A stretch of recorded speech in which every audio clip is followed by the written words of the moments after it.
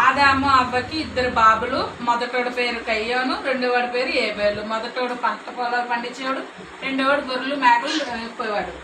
మొదటోడు పంట పొలాలన్నీ పంటలను కొంచెం పంట దేవుడి సన్నిధి తీసుకొచ్చేవాడు. చిన్నోడు మంచి గొర్రెలను తీసుకొచ్చేవాడంట, ప్రార్థన చేసేవాడంట.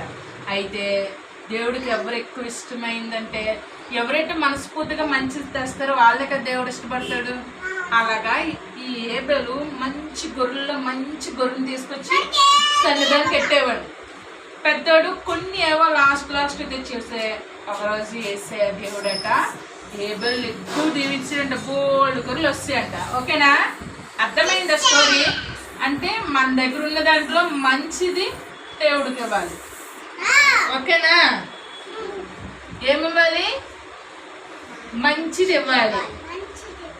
ఇప్పుడు దేవుడి సన్నిధికి వచ్చేటప్పుడు మన దగ్గర ఉన్న బట్టల్లో మంచి బట్టలు వేసుకోవాలి, మనకున్న బట్టల్లో.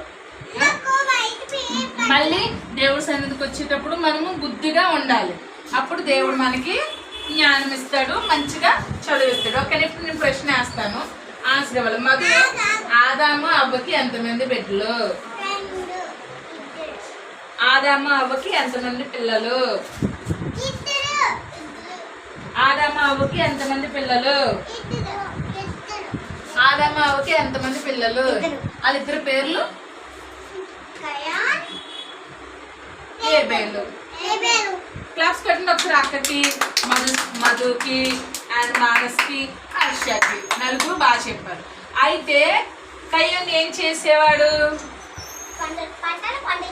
క్లాస్ బాగా చెప్పింది అక్క.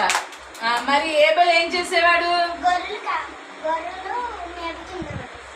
గొర్రెలు మేపేవాడు. ఓకే, కరెక్ట్ చెప్పింది.